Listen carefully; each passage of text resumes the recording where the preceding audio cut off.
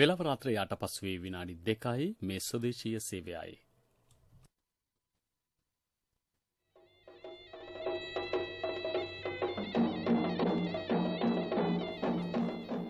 පොසොන් සතිය නිමිත්තෙන් පැවැත්වෙන ධර්මදේශනා මාලාවේ දෙවන ධර්මානුශාසනාව. දේශකයාණන් වහන්සේ පැපිලියාන සුනේත්‍රා මහාදේවී පිරිවෙන් විද්‍යායතනයේ විහාරාධිකාරී දර්ශනපති පූජ්‍යපාද පුස්සෙල්ලයායේ චන්දිම ස්වාමීන්ද්‍රයන් වහන්සේ. ධර්මදේශනාවේ දායකත්වයේ දරන පින්තුන් බත්තරමුල්ල උඩුමුල්ල පාර අංක 33 නිවසේ ජයන්ති සිල්වා මහත්මිය, බලන්ගොඩ කල්තොට පාරේ 13 කණුවේ වැවේගෙදර මකුල්විත්ත රජවක බලන්ගොඩ පදිංචි අයි චන්ද්‍රා කොඩිකාර මහත්මිය, අම්බලන්තොට එක්කස්ස ජේ.පී. සුමනාවතී මහත්මිය, කුරුවිට පැරඩයිස් ඉසුරු පෙදෙසේ 4 වන පටුමගී පදිංචි HHSN අතපත්තු මාතර ශ්‍රී රතනපාල මාවතී අංක 59 නිවසේ MP දයාවංශ මහතා සහ සුමනා දයාවංශ මහත්මිය, පානුදුර විලී ඩයස් මාවතී පදිංචි මානිල් විජේ ගුණවර්ධන මහත්මිය, මාතර වෙහෙරහේන වලව්හේන අංක 42 නිවසේ පත්මා සූර්යාරච්චි මහත්මිය, අවිස්සාවේල්ල හොනිටන් පෙදෙස තුසාර මාවතේ අංක 38 නිවසේ අනුරුද්ධ විතාන මහතා සහ ප්‍රශංසනී සුබසිංහ මහත්මිය ඇතුළු පිරිස. ගෞරවනීය දේශකයන් වහන්සේට අපේ වන්දනීය ආරාධනය. බුදුදහම ගෘහස්ත ජීවිතයක් අර්ථවත් කරන්නේ කෙසේදැයි පහදා දෙන්නට මේ පොසොන් සමයේ අද ධර්මානුශාසනාව අනන්ත ලක්කන සූත්‍ර දේශනාව ඇසුරින්. සදහැවතුනි, අපි ධර්ම ශ්‍රවණයට පෙර තිසරණ සහිත පංචශීලයේ සමාදන් වීම සඳහා নমස්කාරය කියමු. අවසරයි ස්වාමින් වහන්සේ. නමෝ තස් භගවතු වරහතෝ සම්මා සම්බුද්දස්ස. නමෝ තස් භගවතු වරහතෝ සම්මා සම්බුද්දස්ස. නමෝ තස් භගවතු වරහතෝ සම්මා සම්බුද්දස්ස.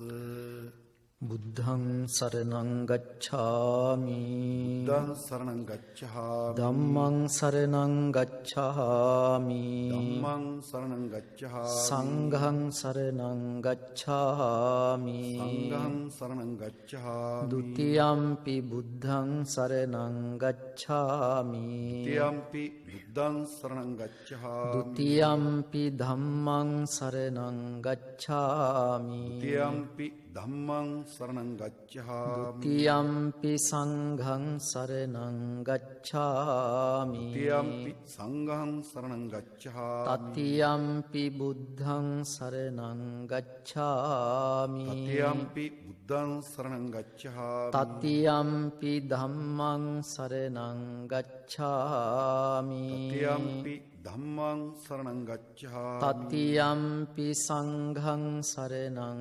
ගච්ඡාමි. තතියම්පි සංඝං සරණං ගච්ඡාමි. පානාතිපාතා වේරමණී සික්ඛාපදං සමාදියාමි. පානාතිපාතා වේරමණී සික්ඛාපදං සමාදියාමි. අදින්නාදානා වේරමණී සික්ඛාපදං සමාදියාමි.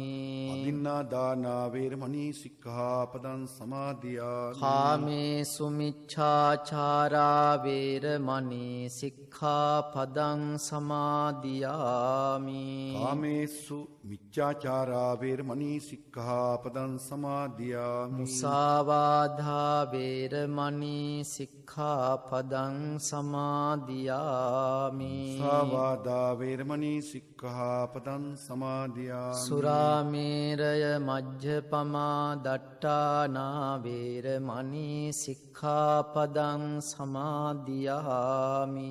සුරාමේරය මජ්ජපමා දට්ඨානා වේරමණී සික්ඛාපදං සමාදියාමි. සාදු කියන්න. සාදු සාදු සාදු.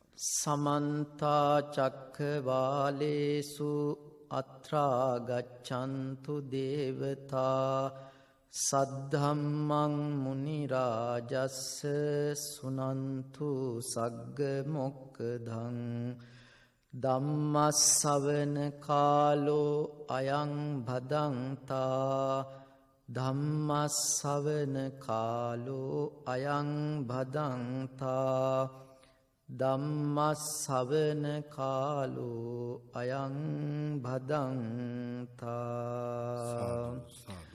නමෝ තස්ස භගවතු අරහතෝ සම්මා සම්බුද්දස්ස. නමෝ තස්ස භගවතු අරහතෝ සම්මා සම්බුද්දස්ස. නමෝ තස්ස භගවතු අරහතෝ සම්මා සම්බුද්දස්ස. නහි සීලවතං හේතු uppajjanti තථාගතා අට්ඨක්කරාතීනි පදා සම්බුද්දේන පකාසිතාති. ධර්ම ශ්‍රවණාලාභී සද්ධාකාමී ගුණවන්ත පින්වත්නි, ඔබ හැම කෙනෙක්ම මේ මොහොතේ බලාපොරොත්තු වන්නේ මෙතැන් සිට ලෞතර බුදුරජාණන් වහන්සේගේ උතුම් වූ පණිවිඩය තමන්ගේ ජීවිතයට ආදාගෙන අපේ ජීවිතය අවබෝධයෙන් වෙනස් වන්නේ කොහොමද කියන කාරණය සිහිපත් කරලා ධර්මාවබෝධයන් ජීවිතය තුළ එදිනදා ප්‍රායෝගිකව සිද්ධ කරලා ජීවිතය සාර්ථකව සතුටින් ගත කරන ක්‍රමය පිළිබඳව ධර්මය ශ්‍රවණය කරන්නට. පින්වත්නි, මේ ලෝකයට බුදු කෙනෙක් පහළ වෙලා දේශනා කරන්නේ ඔබ අප දන්නා සාමාන්‍ය ධර්මකාරණා නෙවෙයි. නහි සීලවතං හේතු uppajjanti තථාගතා අට්ඨක්කරාතීනි පදා සම්බුද්දේන පකාසිතා කියන විදිහට බුදුවරු පහළ වෙන්නේ සීලය, එවැගේම සාමාන්‍ය ලෙඩ දුක් කරදර මේ වගේ ගැටලු පැහැදිලි කරලා දෙන්නට වඩා මේ ලෝකේ අපි හැම කෙනෙක්ම තේරුම් ගත යුතු යථාර්ථයක් තිබෙනවා. ඒ යථාර්ථය කියනවා පරමාර්ථ සත්‍යය කියලා. පරම කියලා කියන්නේ උසස් කියන එක. මේ උසස් වූ කාටවත් වෙනස් කරන්නට බැරි පරමාර්ථ සත්‍ය පැහැදිලි කර දෙන්නටයි බුදුවරු මේ ලෝකයට පහළ වන්නේ. විශේෂයෙන්ම පින්වත්නි, අපේ ගෞතම බුදුන් වහන්සේ ಭಾರತේ පහළ වෙනකොට එකල හිටිය මිනිස්යන්, එවැගේම විවිධ පුජ්‍යලයින් හැම කෙනා වගේම මේ සීලේ සමාදන් වෙලා ඉඳලා තිබෙනවා. දැන් අපි දන්නවා මහා මායා දේවිය සිද්ධාර්ථ කුමාරයා මව් කුසට පිළිසිඳ ගත්ත දා ඉඳලා බුද්ධ මාතා පකතියා සීලවතී හෝති කියන විදිහට බුද්ධ මාතාව ප්‍රකෘති සීලෙන් සිල් සමාදන් වෙලා හිටියා කියන කාරණාව සඳහන් වෙනවා. ප්‍රකෘති සීලය කියලා කියන්නේ පංචශීල ප්‍රතිපදාවට. එතකොට එකලත් මේ පංචශීල ප්‍රතිපදාව, එවැගේම දාන සීල භාවනා ක්‍රම එකල හිටපු මිනිස්සයා පුරුදු කරලා තිබෙනවා. දැන් අපි දන්නවා ඒ කාලේ සමත භාවනා ක්‍රම පුරුදු කරලා අෂ්ට සමාපatti ආදී උතුම් වූ තත්වයන් වලට පත්වන බොහෝ උදවිය එකලත් ජීවත් වෙලා තිබෙනවා. එතකොට මේ බුදුන් වහන්සේ නමක් පහළ වෙලා එවැනි කාරණාවලට වඩා වැදගත් පණිවිඩයක් අපිට දේශනා කරන්නටයි මේ මනුලොවට පැමිණෙන්නේ. එතකොට මේ පණිවිඩය මේ උතුම් වූ අනන්ත ලක්කන දේශනාව තුළ ඔබ අප හැම කෙනාටම ඊ타ත්ම මනවින් තේරුම් ගන්නට පුළුවන්කම ලැබෙනවා. පින්වත්නි, බුදුරජාණන් වහන්සේ උන්වහන්සේගේ පළවෙනි ධම්සක් පැවතුම් දේශනාව දේශනා කරවීමෙන් අනතුරුව කොණ්ණඤ්ඤ තාපසතුමාණන් සෝතාපන්න භාවයට පත්වන්නට යෙදුණා. ඊට පසුව උන්වහන්සේ දේශනා කරන්නට යෙදුන දෙවන උතුම් වූ ධර්ම දේශනාව තමයි මේ අනත්ත ලක්කන සූත්‍ර දේශනාව. විශේෂයෙන්ම මේ දේශනාව භාරතයේ බරණැස් නුවර ඉසිපතන කියන මිගදාය කියන ස්ථානයේ ඉඳලා තමයි උන්වහන්සේ දේශනා කරන්න යෙදුනේ. පුරාණ ඉන්දියාවේ මෙම ස්ථානය හඳුන්වලා තියෙන්නේ ධම්මික ස්තූපයේ පිහිටපු තැන හැටියට. අසි සහ වාරාණසි කියන ගම් දෙකට මැදිව තමයි මෙම නගරය පිහිටලා තිබෙන්නේ. මේ නගරයට මුලින් සඳහන් කරලා තිබෙන්නේ වාරාණසි, ඊළඟට භාරාණසිය, ඊළඟට සිංහලෙන් බරණැස් කියන නමින් අපි හඳුන්වනවා. කෙසේ වෙතත් පින්වත්නි, ඔබ අපි හැම කෙනාම මේ උතුම් වූ මනුස්ස ජීවිතයක් ලබලා තිබෙන්නේ සම්මුති ලෝකයේ සහ පරමාර්ථ සත්‍ය අවබෝධ කරගන්නට. සම්මුති ලෝකය කියලා කියන්නේ අපි ගෘහස්ත ජීවිතය තුළ සතුටින් සමාදානයෙන් දරුමල්ලෝ හදාගනිමින් රැකී රස්සා කරමින් හොඳ ජීවිතයක් ගත කරන එකට තමයි මේ සම්මුති ලෝකයේ තුළ ජීවත් වෙනවා කියලා කියන්නේ. බුදුන් වහන්සේ කිසිම දවසක ඒ විදිහට ජීවිතයක් ගත කරන්න එපා කියලා නැහැ. උන්වහන්සේ දේශනා කරනවා අත්ති භික්කවේ රූපස්ස අස්සාදෝ නොචේතං භික්කවේ රූපස්ස අස්සාදෝ නයිදම් භික්කවේ සත්තා සාරජ්‍යයොන් කියලා. මෙතන සඳහන් කරන්නේ කුමක්ද? බුදුන් වහන්සේ දේශනා කරනවා මහණෙනි, මේ කාමභෝගී මිනිස්යන් කැමති සතුටින් මේ ඉන්ද්‍රයන් පිනවමින් ජීවත් වන්නට. එතකොට එහෙම ජීවත් වීම වරදක් හැටියට බුදුන් වහන්සේ පෙන්වලා නැහැ. උන්වහන්සේ පැහැදිලි කරනවා අපි කිසි කෙනෙකුට සතුටක් සැපතක් මේ ජීවිතය තුළ නැත්තම් මිනිසුන් ජීවත් වීමට උද්‍යෝගිමත් භාවයක් කැමැත්තක් ඇති කරගන්නේ නැහැ කියන කාරණය පැහැදිලි කර දෙන්නට යෙදුණා. එතකොට මේ සූත්‍ර දේශනාව තුළ පැහැදිලි කරන්නේ එදිනෙදා ගෘහස්ත ජීවිතයේ ගත කරන ගමන් මේ පරමාර්ථ සත්‍ය කොහොමද අවබෝධ කරගන්න කියන කාරණාව. දැන් ඊට පෙර ආතුව පින්වත්නි, අපිට මේ දේශනාවේ ඊ타ත්ම වැදගත් දෙයක් තමයි පැහැදිලි කරනවා අපි හැම කෙනෙක්ම ඉපදෙන්නේ අවිජ්ජා පත්‍යා තණ්හා කියන විදිහට මේ අපි මේ සංසාරගත ස්වභාවය, එහෙම නැත්නම් මේ විදර්ශනාව පරමාර්ථ සත්‍ය දන්නේ නැති නිසා අපි ඇති කරගන්නා ආසාවන් මුල් කරගෙන තමයි අපි හැම කෙනෙක්ම මේ මනුලොව, එහෙම නැත්නම් තමන් කරගන්නා කුසල අකුසල් වලට අනුව ඒ විවිධ සත්ත්ව කොට්ටාසයන් හැටියට උප්පත්තිය ලබන්නේ. එතකොට මේ තණ්හාව කියන එක ක්‍රමානුකූලව ප්‍රහීන කරගත යුතු දෙයක්. එතකොට තණ්හාව නිසා තමයි ලෝභය, ද්වේෂය, මෝහය කියන අකුසල් මුල් තුන ඇති වෙන්නේ. එතකොට ලෝභය, ද්වේෂය, මෝහය කියන අකුසල් මුල් තුන තණ්හාව නිසා ඇති වෙනා වගේම ඒ තණ්හාවටත්, ලෝභයටත්, ද්වේෂයටත් ප්‍රධාන වශයෙන් බලපානවා මෝහය, අවිද්‍යාව කියන අකුසල මූල ධර්මය. දැන් මේ ලෝභය කියලා කියන්නේ තණ්හාවට නෙවෙයි. දැන් ගොඩක් අය කියන දෙයක් තමයි මේ ඇලෙනවා කියන එකත් තණ්හාව නේද කියලා. තණ්හාව නිසා තමයි ලෝභය ඇති වෙන්නේ. දැන් තණ්හාව කියලා කියන්නේ පින්වත්නි, දැන් ඔබ ළඟ තියෙන වටිනා දෙයක් කවුරු හරි ඉල්ලුවොත් ඔබට ඒ මොහොතේ ඒක දෙන්නට කැමැත්තක් ඇති වෙන්නේ නැහැ.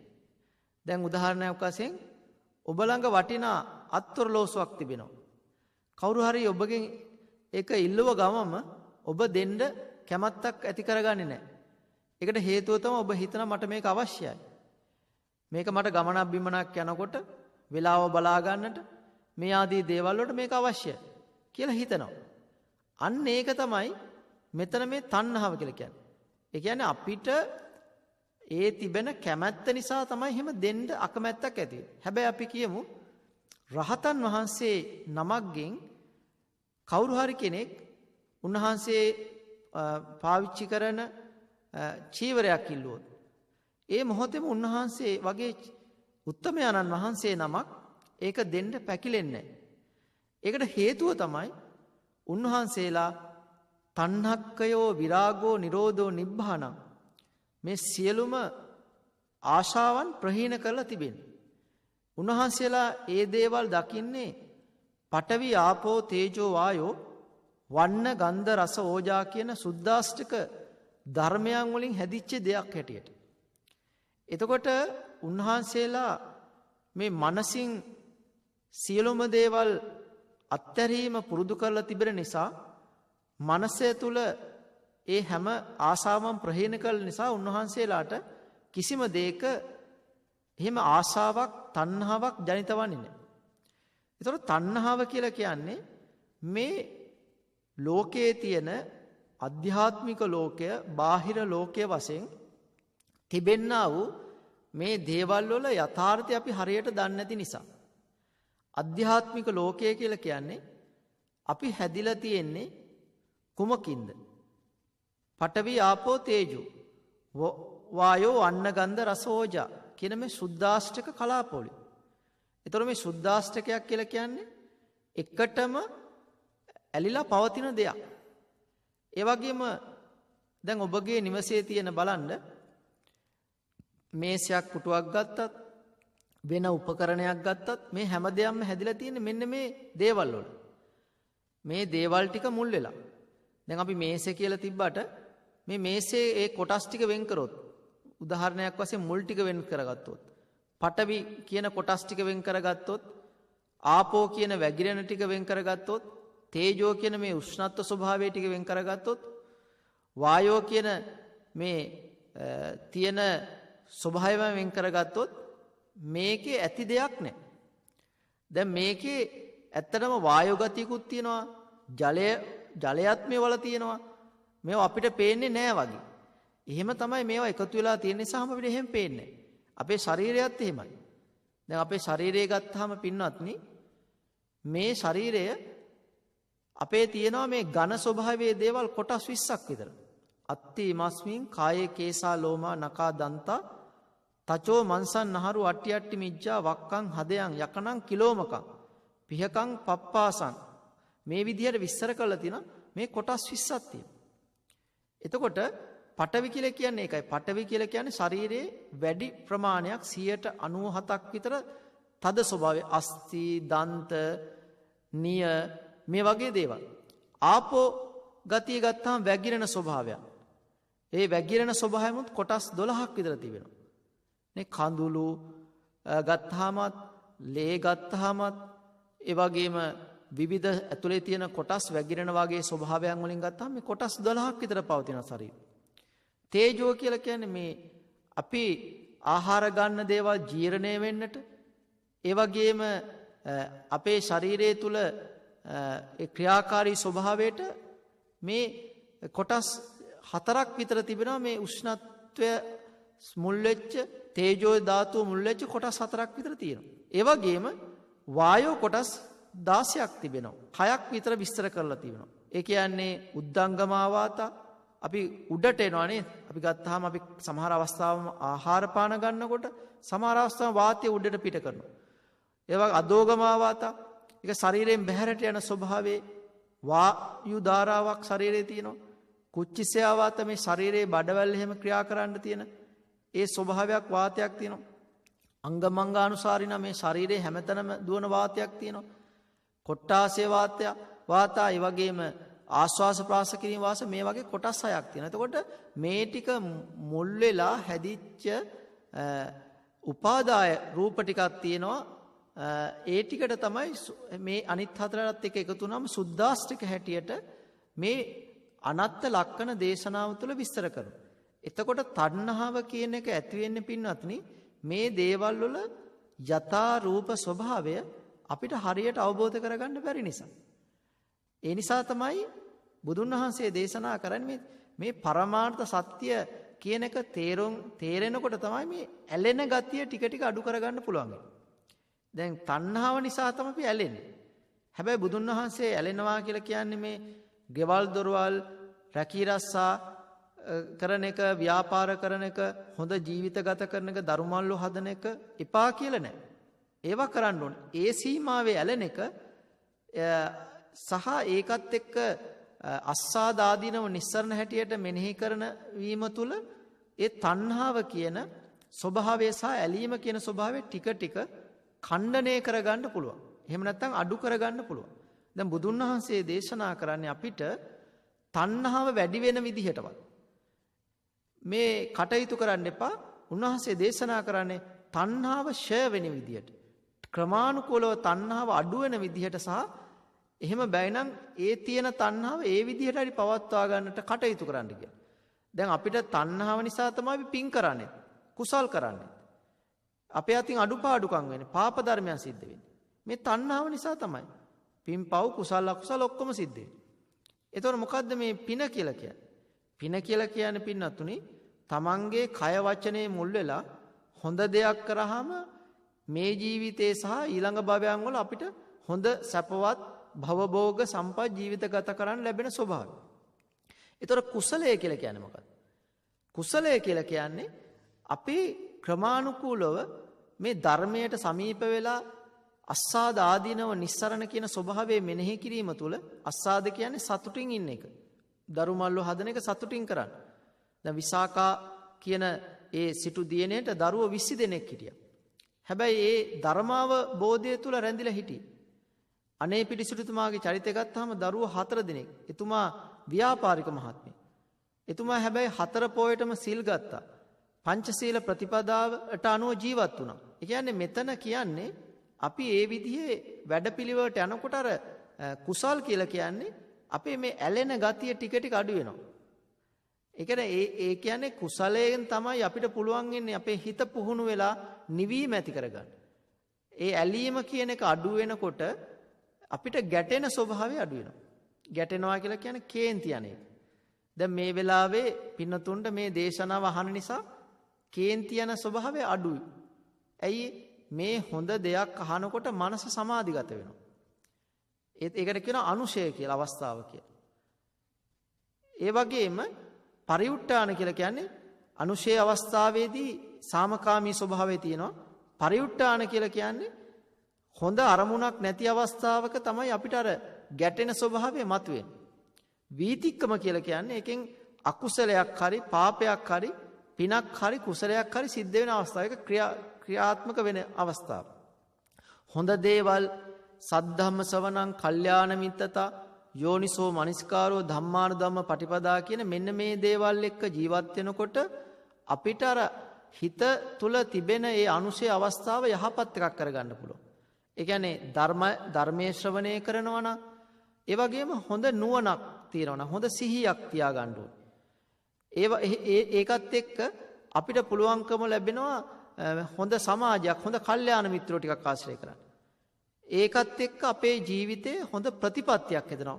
හොඳ ප්‍රතිපදාවකට හැදෙනවා. ඒක අපි දන්නේම නැතුව ගොඩනගෙන.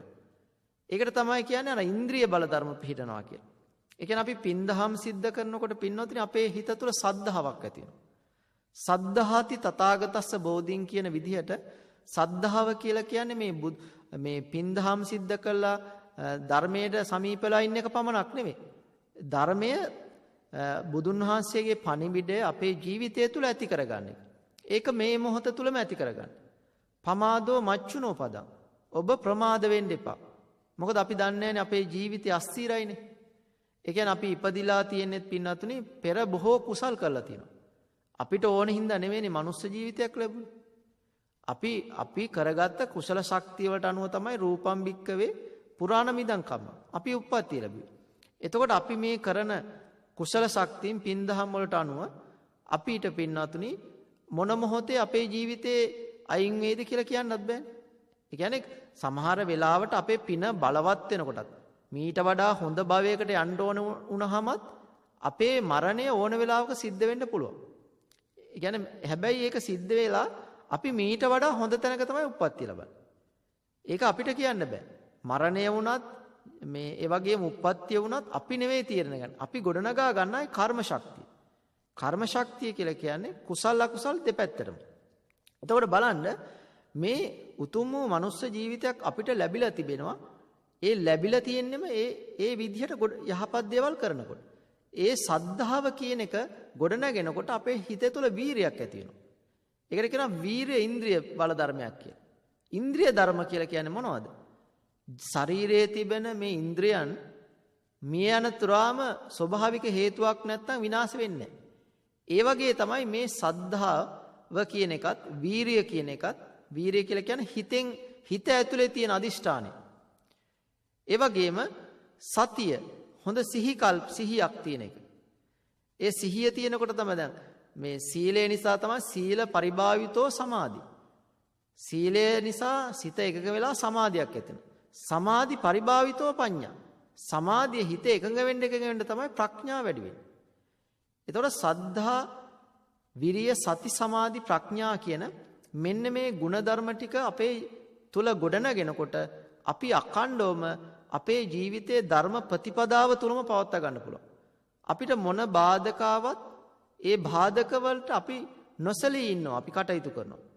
බුදුන් වහන්සේ දේශනා කරන්නේ අබිත්තරේත කල්යාණේ පාපා චිත්තං නිවාරේ දන්දං හි කරෝතෝ පුඤ්ඤං පාපස්මි රමති මනු. ඒ කියන්නේ එක දිගට ඔබ හොඳ කුසලයක පිනකට මනස යොමු කරනවා නම් ඔබට පුළුවන්කම ලැබෙනවා ඔබගේ ජීවිතය යහපතේම යොදවා ගන්න. හැබැයි ඔබ හිතුන වෙලාවට විටින් විට විතරක් පින්දහම් සිද්ධ කරනවා නම් ඔබට ඒ தත්ත්වය පත් කරගන්නට බෑ. ඔබ අඛණ්ඩවම තමයි ධර්මයේ දෙන්නට ඕන. අඛණ්ඩව ධර්මයේ දෙනකොට අපි වැඩිහිටි තත්වයකට පත් වුණත් පින්නතුනි හොඳ සිහි කල්පනාවක් ඇති වෙනවා. දැන් ඔය වයසට යනකොට වැඩිහිටි තත්වයකට පත් වෙනකොට වෙන එක දෙයක් තමයි මේ ළඟ දේවල් අමතක වෙනවා.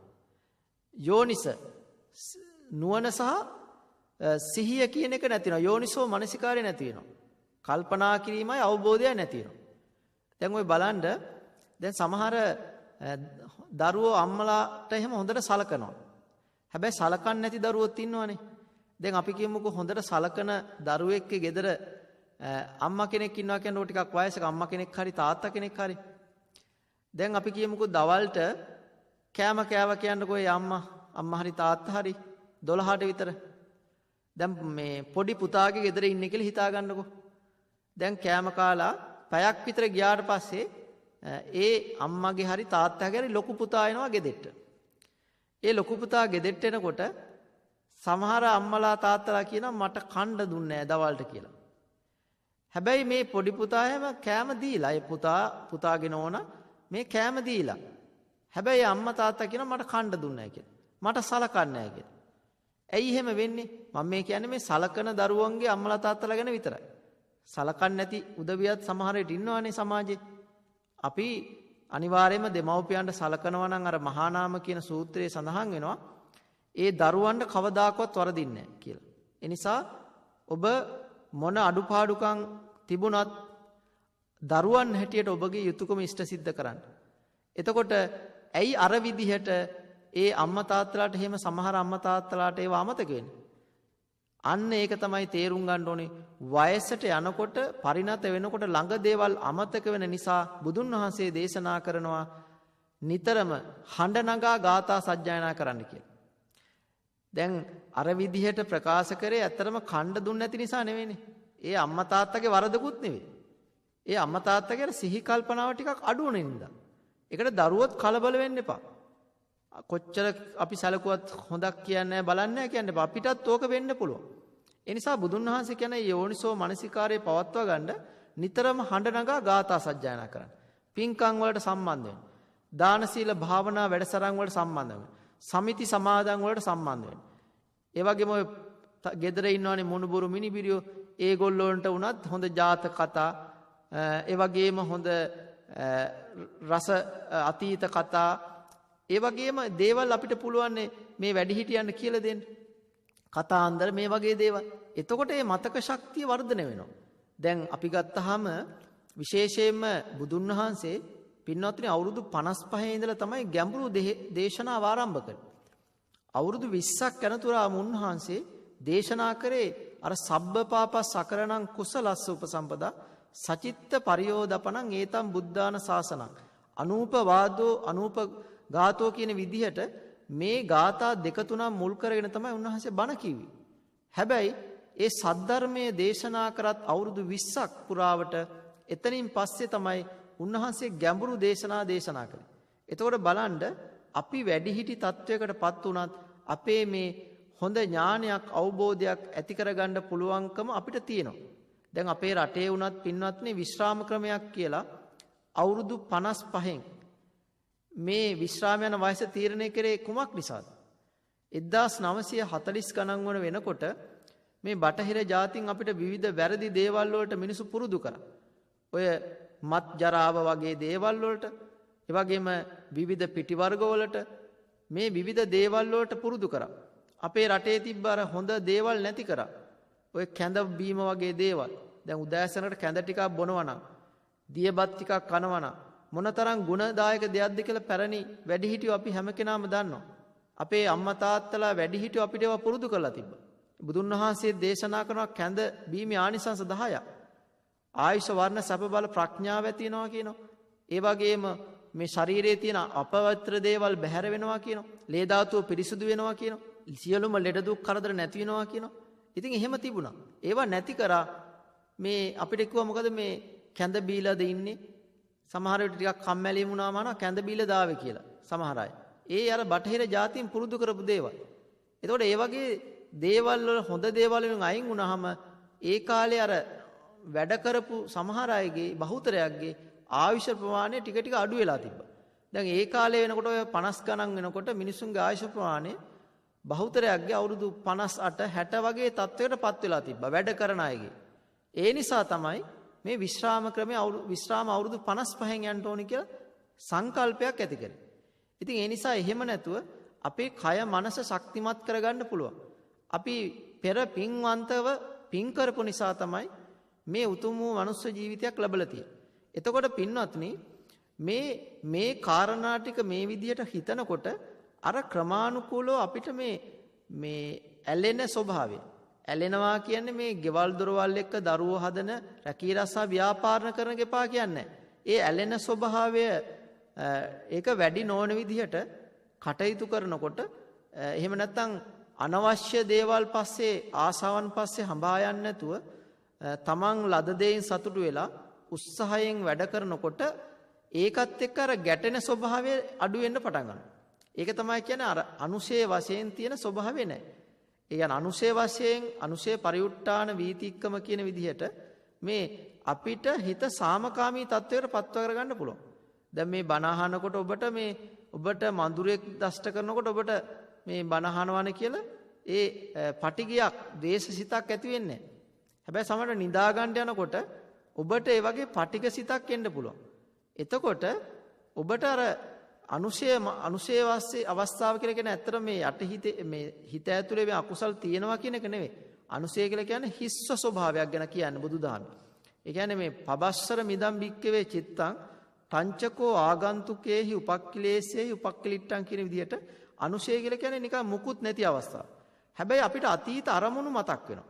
දැන් අර බණ අහනකොට මඳුරා දෂ්ට කර එක ඒක බණ අහපු නිසා ඔබට පටිගයක් ආවේ නැහැ.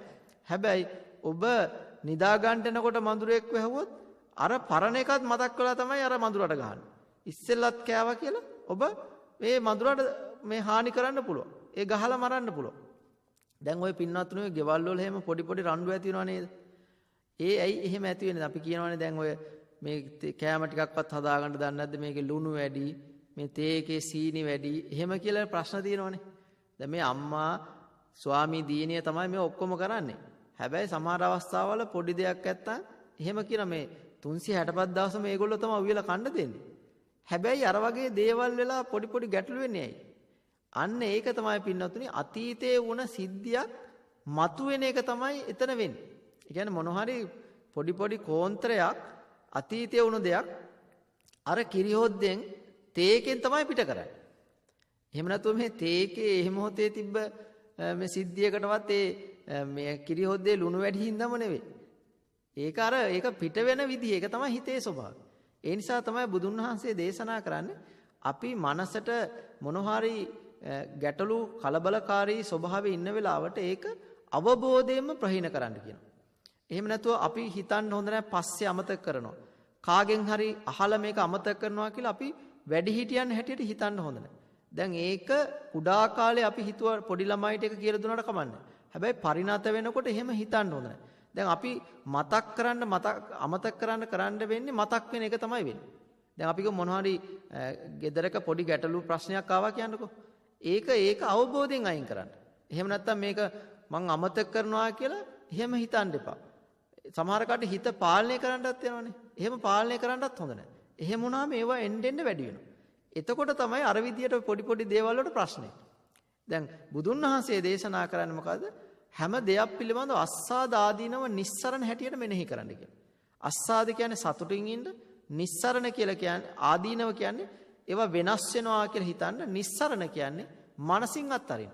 දැන් මේ පටිච්ච සමුප්පාද දේශනාව තුළ පැහැදිලි කරන්නේ අපේ ළඟ මේ ක්‍රමානුකූලව අවබෝධය ඇති වෙනකොට අපේ තිබෙන මේ ආත්ම දෘෂ්ටිය කියන එක. එහෙම නැත්නම් මේ මමත්වය, මේ හැමදේම මට ඕනි විදිහට තියෙන්නට ඕන. මම තමයි මේවා ගොඩනැගුවේ. මේ ඔක්කොම මේ විදිහටම තියෙන්න ඕනි කියලා දේවල් හිතන එක තමයි මමත්වය කියලා කියන්නේ. ඒ මමත්වයේ තමයි හරිම භයානකම දේ. දැන් ඔය බුදුන් වහන්සේ දේශනා කරනවා මෝගරාජ කියන දේශනාවේදී අත්තාන දිට්ඨින් ඌහච්ච ඒවම් මච්චුතරෝසිය. මේ ආත්ම දෘෂ්ටිය. එහෙම නැත්නම් ඒතම්මම ඒසෝ හමස්මි ඒසෝ මේ අත්තා මේ මගේ මට ඕන විදිහට වෙන්න ඕන කියන මේ සංකල්පේ තියෙන තාක්කල්ම අපිට මේ ආත්ම දෘෂ්ටි කෙනෙක් කඩන්න බෑ. ඒ කියන්නේ ආත්ම දෘෂ්ටිය කැඩෙනකොට තමයි සෝතාපන්න මාර්ගයට පිළිපණ්ඩ ඇති කරගන්න පුළුවන් පළවෙනි කොටස සම්පූර්ණ වෙනවා. ඒ කියන්නේ සක්කාය දිට්ඨිය කියලා කියන්නේ මේ ආත්ම දෘෂ්ටිය නැති කරන එක. දැන් මේ අනත්ත් ලක්ෂණ දේශනාවේ පින්වතුනි කියන්නේ පැහැදිලිවම මේ නාම රූප ස්වභාවය හරියට තේරුම් ගන්න. ඒ කියන්නේ දැන් අපි මුලින් කියන්නේ අධ්‍යාත්මික ලෝකය කියලා. අධ්‍යාත්මික ලෝකය කියන අපි ගැන මේ පරමාර්ථ වශයෙන් විස්තර කරන එක. විශේෂයෙන් මෙතන කියන්නේ මොකද්ද? මේ නාම රූප හැටියට තමයි මේ අධ්‍යාත්මික ලෝක විස්තර කරන්නේ. එතකොට නාම රූප කියලා කියන්නේ ඇස කන නාසය දිව ශරීරය මනස කියන මෙන්න මේ ටිකට තමයි රූපය කියලා කියන්නේ. එතකොට ඒක ඉච්චරම වැදගත් වෙන්නේ නැහැ. හැබැයි මේක අපිට වැදගත්ම දේ තමයි මේ නාමය කියන කොටස.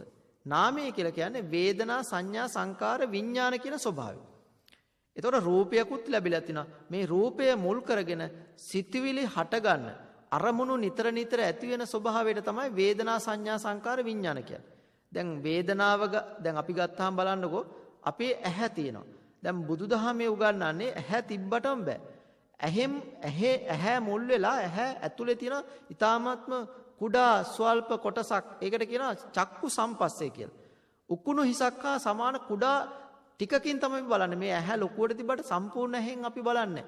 මේ කන ලොකුවට තිබ්බට මේ සෝත සම්පස්සේ මේ කනෙත් කුඩා කොටසක් තියෙනවා. ඒ වගේම මේ ඉන්ද්‍රියන් ටිකේ කුඩා කොටසකින් බලන්නේ අපි.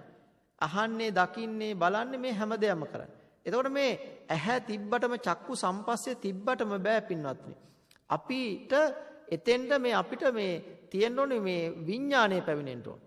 විඥානය පැවිනෙන්න විඥානයක් තියෙන්න ඕනේ, මොකක් හරි රූපයක් හරි දෙයක් තියෙන්න ඕනේ. ඒ වගේම ඇස තියෙන්න ඕනේ. එන්නේ තුනම එකතු වුණාම තමයි මේ චක්කු විඥානය ඇසෙන් රූප දකිනවා. හඬටත් එහෙමයි. දැන් අපි හිත කියලා කියන්නේ පින්නතුනි පොදුවේනේ. හැබැයි මේ ඉන්ද්‍රියන් වලට එනකොට කියන්නේ විඥානය කියලා. ඒ වගේම අපි මිය යනකොටත් මේ ශක්තියක් නෙමේ හිත කියලා කියන්නේ. ඒක ඇස් දෙකට පේන්නේ නැහනේ. අල්ලන්නත් බෑනේ. හැබැයි දන්වැලක පුරුක් වගේ අතීතයේ කරන හැම කර්මයක්ම මේ වර්තමානයට සම්බන්ධයි. වර්තමානයේ කරන හැම කර්මයක්ම අනාගතයට සම්බන්ධයි. ඒ විදිහට තමයි මේ අපේ හිත වැඩ කරන්නේ. එතකොට මේ හිතට මනස කියනවා, විඥානය කියලා කියනවා. එතකොට දැන් අතන දැන් අපි ගත්තාම දැන් ඇහැ තිබ්බත් බෑ. ඇහැට හිතක් තියෙන්න ඕන. හිත යෝනිසෝ මනසිකාරයේ තියෙන්න ඕන. දැන් ওই සමහර විට ගෙවල් වල එහෙම කතා කරනවානේ මේ අම්මලා තාත්තලා පුතාලා දරුවන්ට කතා කරනවානේ. මේ කියනවා කොච්චර කතා කරද ඔයාගේ නම කියලා කොච්චර කතා කරාද ඔයාට ඇහෙන්නේ නැද්ද කියලා අහනවා. ඇහුන්නේ නැද්ද කියලා අහනවා. ඒතර කියනවා අපිට ඇහුන්නේ නැහැ කියලා. ඇයි ඇහුන්නේ නැහැ කියන්නේ? එයා අවධානය යොමු කරගෙන නැහැ එතන. අවධානය කියලා කියන්නේ එයාගේ මේ විඥාණය එහෙම නැත්නම් යෝනිසෝ මනසිකාරත් එක්ක සම්බන්ධ වෙච්ච විඥාණය මේ කනට ඇවිල්ලා තිබ්බේ නැහැ. නිකන් හිටියා. දැන් සමහර අය රූප දිහා නිකන් බලාන ඉන්නවා. හැබැයි ඉස්සරහින් කවුරු හරි යනවා පේන්නේ නැහැ. දැන් ඒ කියන්නේ අර එක දවසක් මේ භාවනා යෝගියෝ ඉන්නවා අට්ටික සංඥාව මෙනෙහි කරන ස්වාමීන් වහන්සේ නමක් ඉන්නවා. එතකොට එක ස්වාමීන් පුරුෂයෙක් තමන්ගේ ස්වාමි දියණිය හොයාගෙන එනවා. එනකොට අහනවා මෙතනින් මේ කාන්තාවක් ගියාද ස්වාමීන් කියලා. එතකොට ඒ වෙලාවේ අර ස්වාමීන් වහන්සේ කියනවා මේ කාන්තාවන් නම් ගියේ නැහැ. හැබැයි ඇටසැකිල්ලක් ගියා කියලා. අන්න ඇයි එහෙම ප්‍රකාශ කරේ? එහෙම ප්‍රකාශ කරේ අර ස්වාමින් වහන්සේ ඒ මොහොතේ දැඩිම අවධානයෙන් හිටිය අට්ටික සංඥාවේ. අන්නේ අට්ටික සංඥාව S2 අරගෙන අට්ටික සංඥාවෙන් ඉන්නකොට උන්වහන්සේට හැම දෙයක්ම පේන්නේ ඒ අරමුණත් එක්කම. ඒ වගේ පින්වත්නි අපේ ඉන්ද්‍රියයන් කියන එක යෝනිසෝ මනසිකාරයේ තියෙනවා. එහෙම නැත්නම් ඒවට සක්‍රීය ස්වභාවයක් තියෙනවා තමයි එහෙම ඒ ස්වභාවයකටපත් වෙන්නේ. එතකොට මෙතන කියනවා වේදනා සංඥා සංකාර කියන ස්වභාවය. දැන් වේදනා කියලා කියන අරමුණු ගන්න එක. හැඟීම්, අරමුණු, සංකල්ප, සිතුවිලි මේ ඔක්කොටම කියන්නේ වේදනා තමයි. අපි සතුටින් ඉන්නවා නම් කියනවා සෝමනස්සයි කියලා. අපි දුකෙන් ඉන්නවා නම් දෝමනස්සයි. ඉතින් මේ manuss ලෝකයේ පින්වත්නි අපි කොච්චර හොඳින් ඉන්න බැලුවත් මේ අටලෝ දහම manuss ලෝකේ තියෙනවා. ලාභෝ අලාභෝ අයසෝ යසෝච නින්දා ප්‍රශංසාච සුඛංච දුක්ඛං. මේකෙන් ගැලවෙන්න බෑ. මේක manuss ලෝකයේ ස්වභාවය. හැබැයි මීට වඩා සුගතිගාමී තැන් ගන්න බලන්න. ඒවාවල මීට වඩා සුවපත් ස්වභාවය තමයි තියෙන්නේ. මීට වඩා සැප සම්පත් තියෙනවා. සැපදායක ජීවිත ගත කරන්න පුළුවන්. හැබැයි මීට වඩා ඔය තිරිසංගත සත්ව වගේ කොටස් වල දුකම තමයි තියෙන්නේ. දුකම තමයි තියෙන්නේ. එතකොට දැන් මේ ටික තේරුම් ගන්න. මේ වේදනා සංඥා සංකාර විඥාන කියන්නේ නාම. නාම කියලා කියන්නේ හිත මුල් වෙලා මේ සිතුවිලි ඇති වෙන විදිහ. ඒක අපි තේරුම් ගන්න. දැන් ඔබ බණ අහනකොට ඔබගේ ජීවිතේම ගලපා ගන්න. ඔබ ගලපා ගන්නවා කියන්නේ කොහොමද? ඔබ මොන වගේ කෙනෙක්ද? පින්වත්නි ඔබ දැන් බුදුන් වහන්සේ දේශනා කරන අපේ චරිත රාග චරිත, ද්වේෂ චරිත, මෝහ, සද්ධා, බුද්ධි, විතක්ක කියලා. දැන් රාග චරිත කියලා කියන්නේ නරක දෙයක් නෙවෙයි. එයා කැමති සැපසේ ජීවත් වෙන්න. ද්වේෂ චරිත කියලා කියන්නේ හැම වෙලේම කේන්ති ගන්නවා. නිකන් කකුල වැදුනත් කේන්ති ගන්නවා, කවුරු හරි බැලුවත් කේන්ති ගන්නවා. මේ පොඩ්ඩක් ගෙදරක මොන හරි පිඟානක් කෝප්පයක් වැරදිලා තිබ්බත් කේන්ති ගන්නවා. එහෙම කට්ටිය ඉන්නවා. ඒක තමයි ද්වේෂ ස්වභාවය. ඒ වගේම මෝහ චරිත කියලා කියන්නේ ඒගොල්ලොන්ට එක අරමුණක් නැහැ. ස්ථිරවම ප්‍රකාශ කරන්න බෑ. කවුරු හරි මොනවා හරි කිව්වම නරක දෙයටත් හොඳයි කියනවා, හොඳ දෙයටත් හොඳයි කියනවා. එහෙම කලබල ස්වභාවය. සද්ධා චරිත කියලා කොටාසයක් කියනවා. ඒගොල්ලෝ ওই පින්දහම් සිද්ධ කරන සැප පහසු ජීවිත ගත කරන. බුද්ධි චරිත කියලා තව කොටසක් කියනවා. ඒගොල්ලෝ හැම වෙලේම ප්‍රඥාවට මුල් තැන දෙනවා. දැන් බුදුදහමේ උගන්වන්නේ සද්ධානුසාරී ධම්මානුසාරී කියලා චරිත දෙකක්. එතකොට ඔබ සද්ධාව මුල් කරගෙනත් ඔබට නිවීම ඇති කරගන්න පුළුවන්.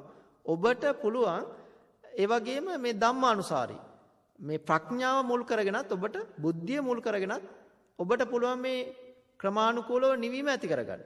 එතකොට දැන් ඔබ හිතන්න ඔබ මොන කෙනෙක්ද? ඔබට ගැළපෙන්නේ මොකද්ද කියලා හිතන්න. දැන් මේ දේශනාව නිකම්ම අහන්න එපා. ඔබ ගෙදර ඉන්න දරුවෝටත් මේක ඇහෙන්න සලස්සන්න. සමහර කරුණු දරුවන්ට තේරෙන්නේ නැති වෙන්න පුළුවන්. හැබැයි මේ ධර්මයට ආසාවක් ඇති කරගන්න. ඔබ දන්නවද පින්වත්නි අනේ පිටිසිටුතුමාගේ පුතා එක පුතයි හිටියේ. ඒ පුතා අනේ පිටිසිටුතුමා සෝතාපන්නයි. හැමදාම පන්සලට ගියා. හැබැයි මේ පොඩි කාලේ මේ පොඩි පුතා පන්සලට ගියේ නැහැ. බුදුහාමුදුරුවෝ මුණ ගැහෙන්නවත්. හාමුදුරුවෝ දකින්නවත් ගියේ නැහැ. ඊට පස්සේ මේ බුදුහාමුදුරුවෝ ගැහුවා බැන්නද නැහැ. බුදුහාමුදුරුවෝ පොඩි කෙනාගේ මේ අනේ පිටිසිටුතුමා ගැහුවා බැන්නද නැහැ. අනේ පිටිසිටුතුමාගේ ඒ දරුවාගේ මනස තේරුම් ගත්තා. මනස තේරුම් අරගෙන ඒ පුතාට කිව්වා පුතා ඔයා යන්න. ඔයා ගියාම මම ඔයාට තෑගි දෙනවා. ඒ විදිහේ ප්‍රකාශ කරලා ඒ දරුවාට මිලමුදල් දීලා ක්‍රමානුකූල යන ස්වභාවයට ඇති කරා. ඒතර දැන් පින්නතුනේ මෙතන කියන දේ තමයි අපි ක්‍රමානුකූල අපිට ගැළපෙන විදිහට මේක තේරුම් ගන්න. දැන් මේ නාම රූප ධර්මයේ පින්නතුනේ මෙතන විස්තර කරන්නේ මේ අනත්ත් ලක්ෂණ දේශනාව තුළ බුදුන් වහන්සේ ලෝකෙට පහළලා දේශනාන මොකද්ද? අනිත්‍ය දුක්ඛ අනාත්ම. අනිත්‍ය කියලා කියන්නේ මොකද්ද? වෙනස් වෙන ස්වභාවය. යද නිච්චං. යමක් අනිත්‍ය නම් තන් දුක්ඛ. එතන මොකක්ද තියෙන්නේ? දුක. දුක කියන්නේ මොකද්ද? වෙනස් වී පවතින දෙයක්. ඒතර වෙනස් වී පවතින දෙයක් නම් ඒතම්මම ඒසෝමස්මි ඒසෝමයත්තා මේ මගේ මට ඕන විදිහට පවත්වා ගන්න පුළුවන් කියලා හිතන්න බෑ. ඒ නිසා ඔබ හිතන්න මේ අධ්‍යාත්මය කියන එක වෙනස් වෙනවා. මම කියන ස්වභාවය වෙනස් වෙන හැමදේම වෙනස් වෙනවා. මේක මේ ලෝකයේ තියෙන යථාර්ථය පැහැදිලි කර දෙන්න තමයි බුදු කෙනෙක් පහළ වුණේ. ඒ තමයි අනිත්‍ය දුක්ඛ අනාත්ම ත්‍රිලක්ෂණ. එතකොට මේ දේශනාව තුළ අනත්ත ලක්ෂණ දේශනාව තුළ කියන්නේ ක්‍රමානුකූලව අධ්‍යාත්මික ලෝකයේ බාහිර ලෝකයේ මේ ත්‍රිලක්ෂණයට පාදයක් කරගෙන හිතන්න. එතකොට ඔබට ඔබගේ ආත්ම දෘෂ්ටිය ඇති කරගන්න පුළුවන්. එතකොට ඔබට කරුණා මෛත්‍රිය ඇති කරගන්න පුළුවන්. එතකොට ඔබට සමාජයත් එක්ක හොඳට ජීවත් වෙන්න පුළුවන්. ඔබ අනිත් ආගම් වලට ගරු කෙනෙක්, අනිත් ජාතීන් වලට ගරු කරන කෙනෙක්, ඔබ අනිත් අයට ගරු කරන කෙනෙක් බවට පත් වෙනවා. ඒකට බෞද්ධයා කියලා කියන්නේ අවබෝධයෙන් යුක්ත කෙනා. ඒතකොට අවබෝධයෙන් යුක්ත කෙනා හැම කෙනාටම ගරු කරනවා. එයා වෙනස් කෙනෙක් වෙන්න ඕන. වෙන අයට වඩා වෙනස් වෙන්න ඕන. සීලයෙන් ගුණයෙන් වෙනස් වෙන්නට ඕන. ඒක තමයි මේ දේශනාව කියන්නේ. ඒ නිසා පින්වතුනි අපිට බුදුන් වහන්සේ දේශනා කරනවා මේ ඥානය කියන එක කොටස් දෙකන්නේ.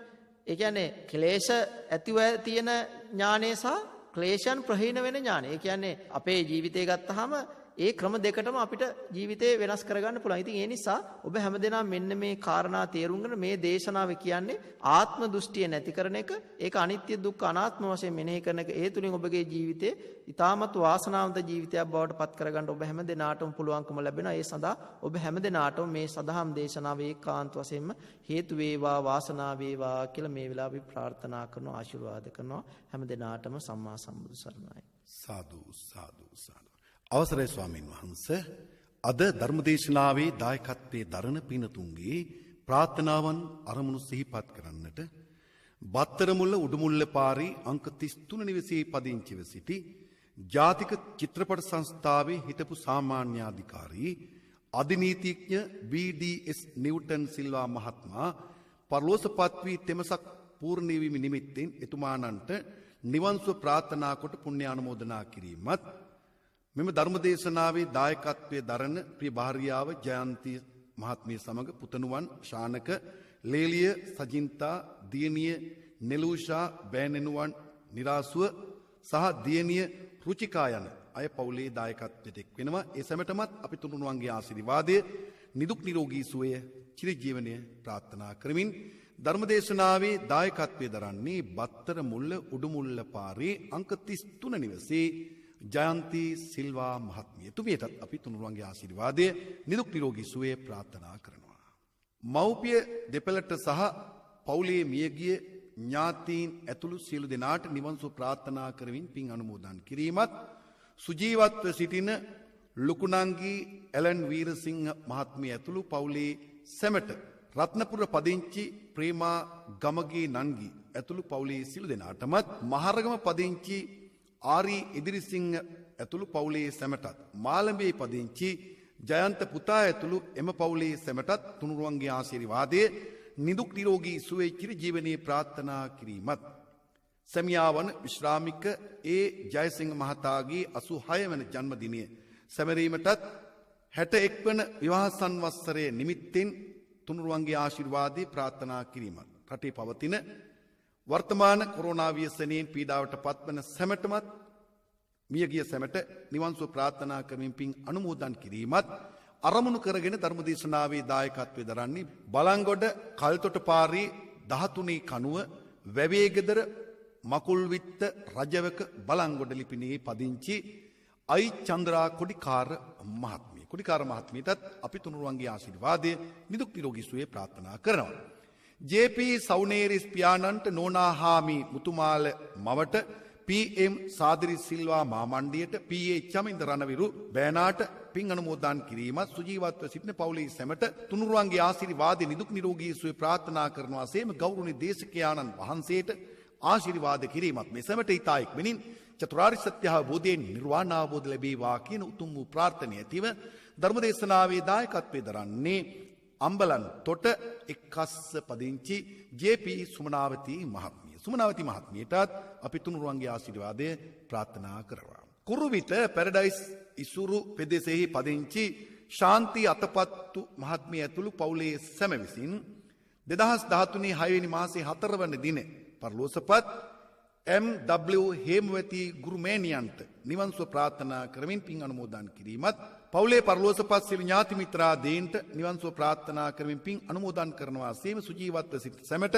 තුනුරුවන්ගේ ආශිර්වාදයෙන් නිදුක් නිරෝගී සුවය චිරජීවනයේ ප්‍රාර්ථනා කිරීමත් ගෞරවනීය දේශකයාණන් වහන්සේලාට සෙත් ප්‍රාර්ථනා කිරීමත්. දේශකයාණන් වහන්සේට නිදුක් නිරෝගී සුවය චිරජීවනයේ ප්‍රාර්ථනා කිරීමත් අරමුණු කරගෙන ධර්මදේශනාවේ දායකත්වයේ දරනවා.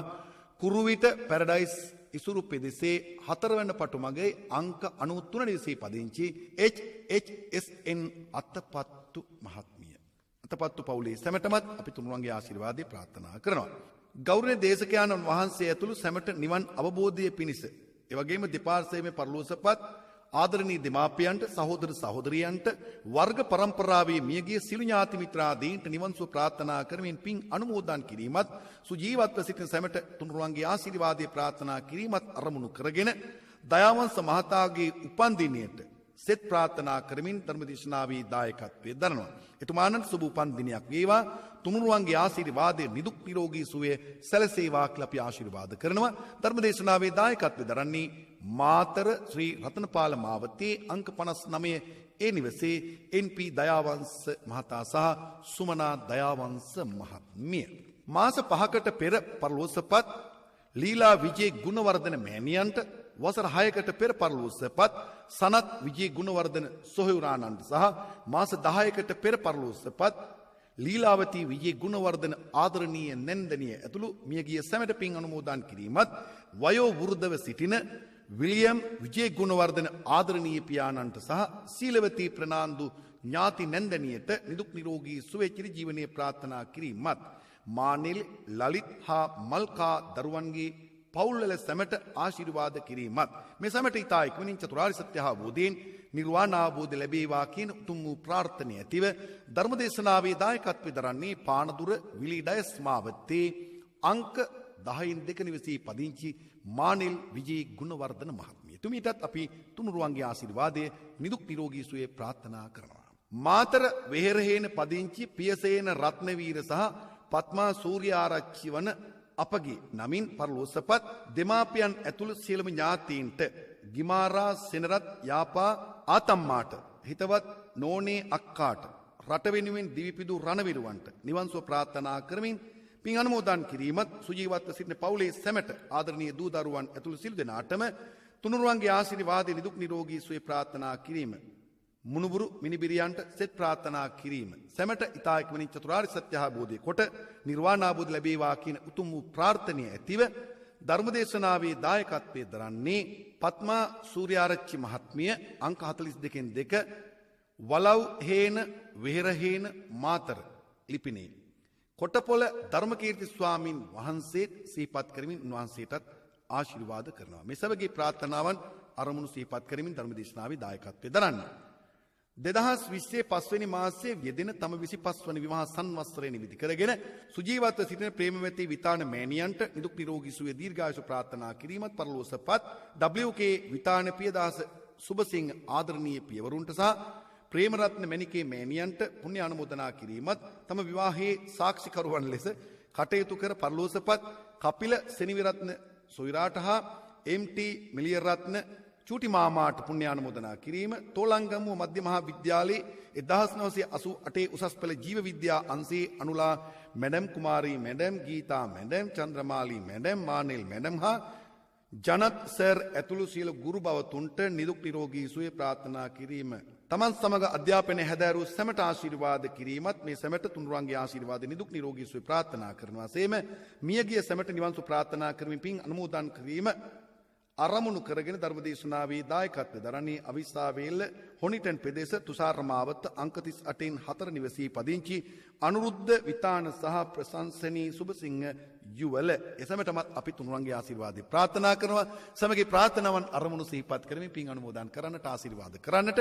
ගෞරවනීය දේශකයාණන් වහන්සේට නැවත වතාව පාදාභිවන්දනය කරමින් ආරාධනා කර සිටිනවා. අවසරයි ස්වාමීන් වහන්සේ. අද දින මේ උතුම් වූ සදහම් දේශනාවේ දායකත්වයේ උසරන පින්නතුන් නමින් මිය පරලෝ යන්නට යෙදුන සියලුම ඥාතීන් හිතයිසින් වර්ග පරම්පරාගත සියලුම දෙනාටම මේ පින්පෙත් අනුමෝදන් කරුම අනුමෝදන් වෙත්වා ඒ හැම දෙනාගේම භවගාමී ජීවිතයන් සුවපත් වේවා උතුම් වූ නිවනින් සැනසේවා කියලා අපි හැම දෙනාම සාදුකාරයක් දීලා ප්‍රාර්ථනා කරගමු.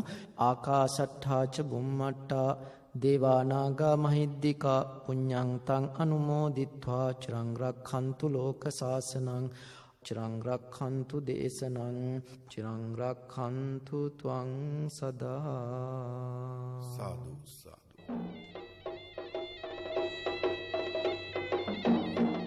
ධර්මානුශාසනාව පැවැත් වූ ගෞරවනීය දේශකයන් වහන්සේ පෙපිලියාන සුනේත්‍රා මහදේවී පිරිවෙන් විද්‍යායතනයේ විහාරාධිකාරී දර්ශනපති පූජ්‍යපාද පුස්සල්ලයායේ චන්දිම ස්වාමීන්ද්‍රයන් වහන්සේ. උන්වහන්සේටත් මෙවන් වූ ශාසනික කටයුතු ඉටු කරන්නට තව තවත් ශක්තිය ධෛර්යය නිදුක් නිරෝගී සුවය තුනුරුවන්ගේ ආශිර්වාද ලැබේවා කියා අපි සාදුකාරය පවත්වා ආශිර්වාද ප්‍රාර්ථනා කරමු. සාදු සාදු.